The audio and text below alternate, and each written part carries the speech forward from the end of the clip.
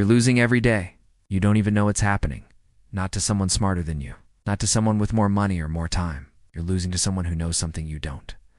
Something that was never written in any textbook. Something the most quietly powerful people on earth have been using for decades, and they've never once had to explain it, because they don't need to. You've been told your whole life that the person who speaks the loudest gets heard, that the strongest argument wins. The presence is built from what you say. What if that belief is the exact thing keeping you invisible? What if the most powerful move in any room, in any negotiation, any relationship, any conversation, is the one most people never make? What if the smartest people aren't winning with words at all? Here's the real problem. Most people think influence is about transmission, sending the right signals, saying the right things, performing the right version of themselves. But the truth is, influence is about reception. It's about what people feel in your presence before you've said a single word. The blind spot that almost everyone carries is this. We've been trained to optimize what we say. The real game is optimizing what people feel when you walk into a room. First thing you need to understand is what I call the gravity field. The most powerful people don't enter rooms. They alter them. There's a concept in physics where mass bends the space around it without doing anything at all. The psychology is identical. When someone walks into a space, every person in that room reads dozens of unconscious signals in under 200 milliseconds. Posture, breathing, eye movement, the pace of how someone moves. This happens before language, before thought, before any word is spoken. Most people try to manage this by rehearsing what to say, but the impression is already made. The correction is simple, but hard. Slow your movement by 20%. Breathe from your diaphragm. When you look at someone, actually look at them. The moment you stop being in a hurry, in your movement, in your speech, in your reactions, the room starts to organize around you. Not because you demanded it, because you stopped asking for it. The second principle is the language of restraint. Words are cheap. Silence is expensive. The human brain cannot tolerate an incomplete loop. When someone pauses mid-thought, when a response is delayed, the other person's brain rushes to fill the void. They project meaning. They justify. They convince themselves. Most people, when nervous, over-explain. They answer objections that weren't raised. They soften statements that didn't need softening.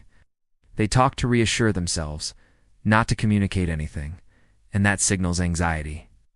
The correction is to make your point, then stop. Full stop. Let the silence do the work. The next person who speaks after a silence like that is usually the one with less confidence. Don't let it be you. The third principle is the mirror dynamic. People trust what reflects them back to them. Neuroscience discovered mirror neurons, cells that fire both when you perform an action and when you observe someone else doing it. We're literally wired to simulate other people internally. When someone feels genuinely mirrored, not just heard, but understood at the level of their emotion, cortisol drops. Oxytocin rises, and they associate your presence with safety and trust. Most people think mirroring means mimicking body language or speech patterns. Real mirroring is emotional. Before you respond to anyone in a high-stakes situation, name what they're feeling, not what they're saying. It sounds like you've been working on this for a long time and you want it to be right. That one sentence will do more to shift the dynamic of a conversation than 3 minutes of persuasive argument. The fourth principle is scarcity of self. The rarest thing in a world of constant availability is someone who cannot be fully accessed. When something is rare, the brain assigns it disproportionate importance. This applies to people just as much as it applies to objects. There is a specific kind of person who is engaged, but not fully available. Warm, but not effortlessly accessible. They share, but not everything. And because of this, people work harder to understand them. They assume depth where they see restraint. They attribute substance where they see mystery. Most people overshare. They explain themselves before they've done anything worth explaining. The correction is to develop a calibrated interiority. Share less than you know. Reveal less than you feel. Ask more questions than you answer.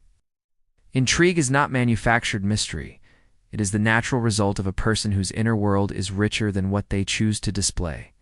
The fifth principle is emotional non-reactivity.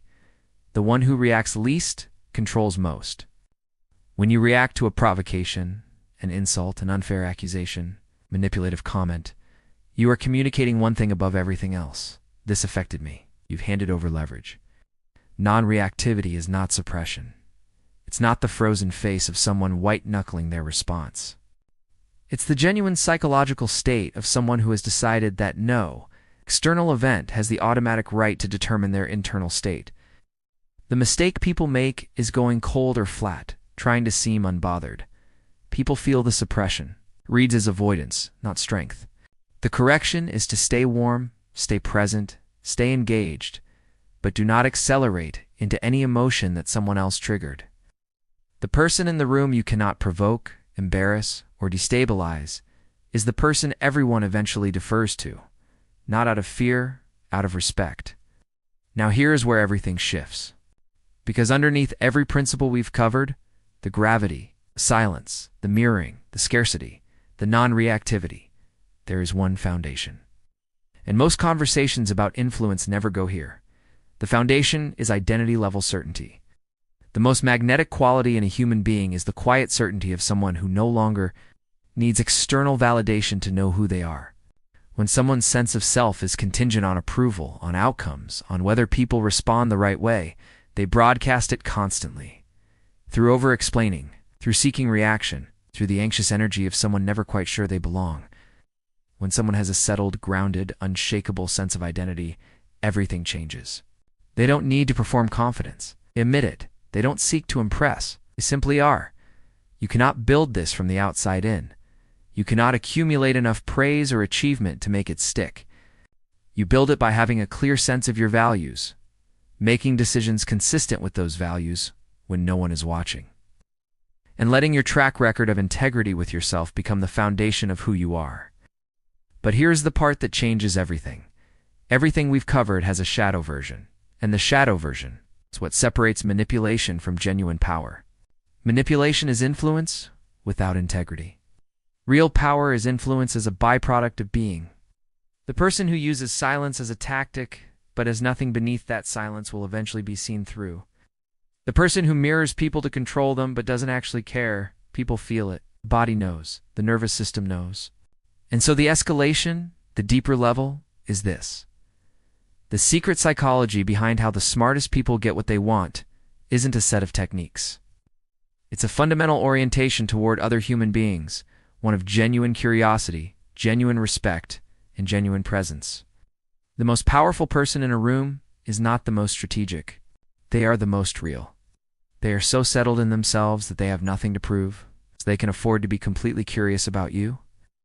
And paradoxically, that genuine absence of agenda is the single most powerful influence mechanism that exists, because it is rare, because we are wired to detect it, because when we find it, we move toward it without knowing why. Here's the final truth, and it ties everything together. The reason the smartest people get what they want without saying a word is not because they've mastered the art of taking. It's because they've become so internally full, so psychologically self-sufficient, that what they offer is automatically more valuable than what anyone else in the room is asking for. They're not playing chess. They've simply done the rare, quiet, difficult work of becoming someone whose presence serves others.